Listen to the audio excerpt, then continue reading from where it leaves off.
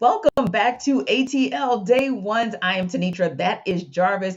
And we are so glad that you guys stopped by today to check us out. Appreciate you always for downloading this podcast wherever you get your podcast and all the five-star reviews that you guys are giving us because that support keeps us pushing. And also everything you've done to get the YouTube viewership, the subscriptions up. We appreciate that. That's across the whole Locked On Sports Atlanta network that we are nearing 4,000 subscribers. So keep telling everybody about this. And also make sure you leave your comments because, hey, we want to hear from you guys and what you guys think, especially when we think about what we saw on Sunday. Now, listen.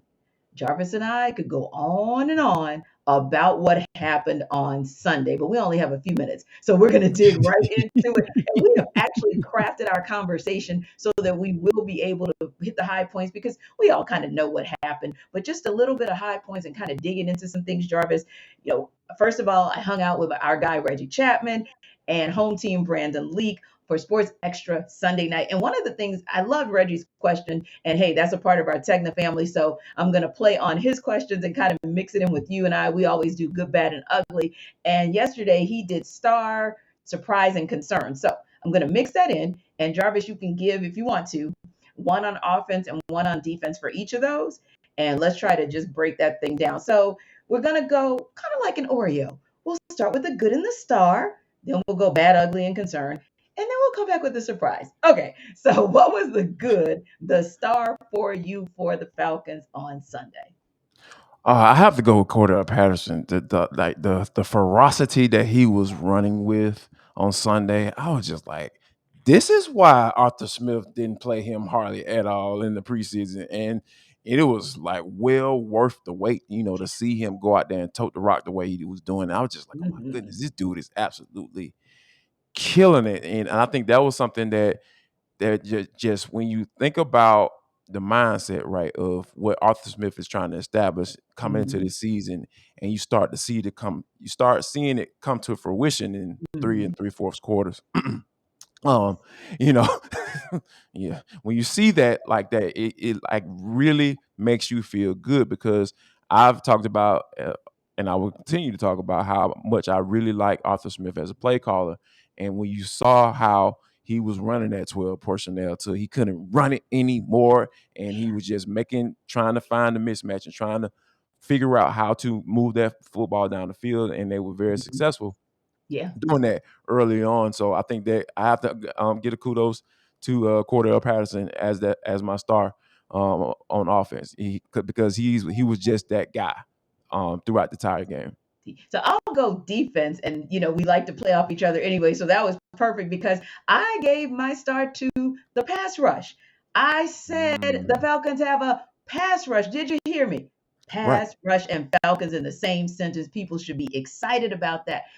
4 sacks. They brought pressure for almost three and three quarters, like we said. They Yeah. brought such beautiful pressure. And the thing about it was, I liked the way that Dean P schemed really throughout the 3.5 quarters because let's face it, or three and three quarters of quarters, let's face it, Right. Jameis Winston and that offense and Pete Carmichael were confused. Dean Pease he did what he said. He said he'd give 100% of that playbook. He'd open it up, and he looked like he did because when you start seeing Grady Jarrett, who always lines up in the middle, he's the anchor of that defense, go out and line up on the edge and still get home. Beautiful thing. When you see Michael Walker, you've talked about the fact that he's the captain, he's the signal caller. When you see him coming up and doing some things, but also when you see the secondary like Jalen Hawkins come through and give Jameis Winston fits, that to me was a well rounded pass rush that I love to see. And Falcons fans, don't get discouraged because I do believe that you're going to see this in its entirety in a 60-minute time frame, and you're going to see just how good this Falcons defense can sneakily be. But speaking of good, time for us to talk about a little good coffee. And Jarvis, tell them all, as always, about Coffee AM. Coffee AM King here. Hey, let me tell you something. Coffeeam.com/locked on. Go to the website. Now I'm about to tell you why you need to go to the website because each and every morning I get up super early. I go get my workout on, and and when I come back from my workout, sometimes I just need to pick me up, and I go straight to my cabinet. I go to my coffee cabinet, my coffee AM cabinet, and to this morning tea, I had to go to Tanzania. I had to get that Tanzania pea berry. that coffee is absolutely amazing. Okay. It game brings a shock to your system when it goes down, and I think that because Coffee AM is the best small batch coffee roaster in the entire country, and it is right here in your backyard, right here Mhm. in your backyard, my backyard.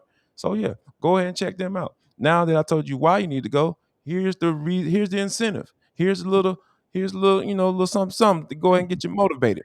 Now when you get to the website, coffeeam.com/locked on. Go drop in the coupon code box locked on, and you're gonna get 15% off your first order. Now that's not just on coffee, that's on gifts, gift sets and teas. T has Nice. told you about the tea.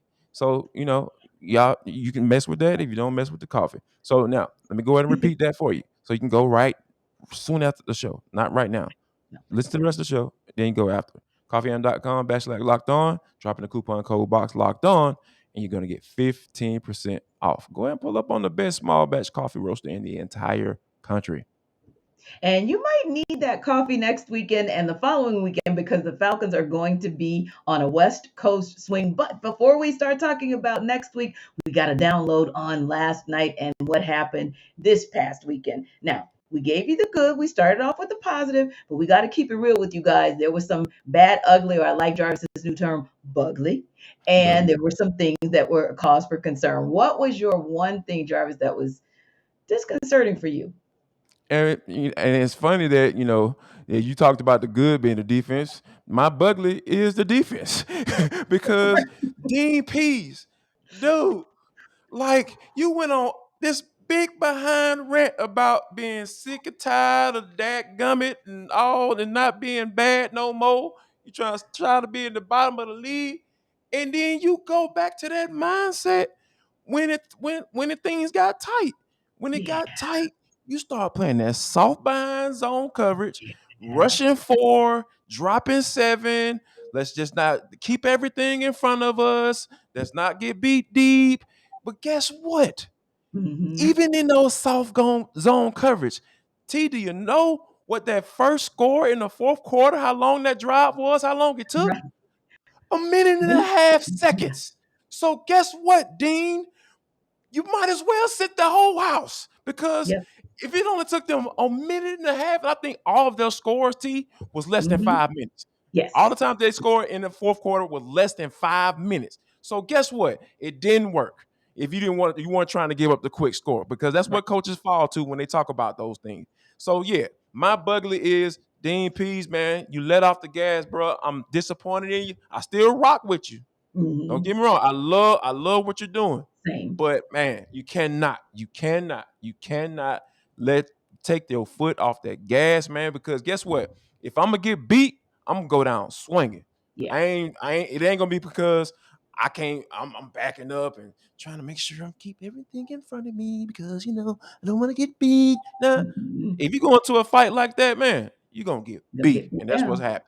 Yeah, and the Saints went the polar opposite way. They said if we're going down, we're going down swinging, and that's what Yes, they indeed. did because they were the late game execution was like night and day for the teams, right? Right. So that was really my bugly and my concern. The late game execution coupled with some questionable play calling on both sides of the ball. You already hit it on the defensive side of the ball, so and that soft zone on defense. Hey, that started to really play itself out with Michael Thomas. You still paid for that on some level, right? And I'm not going to torch AJ Terrell completely because there were some things that he did even against Michael Thomas where sometimes your defense is great, but that ball is just placed better. So I'm not going to put it all at his feet. But what I will say, Jarvis, is everybody on both sides of the ball, pretty much all 11, and then all 11 just did not execute as well when they had the opportunity. Marcus Mariota being one of the top ones. So in addition to, him fumbling the ball, if you will, you think about one of those long passes that could have had the Falcons in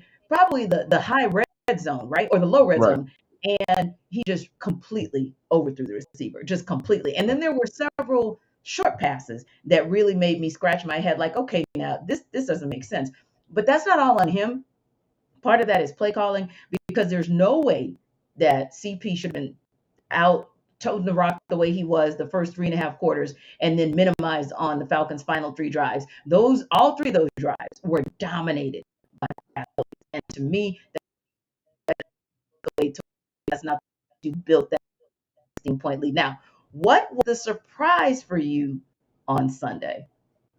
I'm not gonna go with a person, but I'm gonna go with one particular play, and that was when the Falcons were down on the goal line, and they gave the ball to CP, and he got to like probably about the 1 yard line, and because the defender came in the hole, met him right there, boom, and kind of it Yes. was like a little stalemate, right?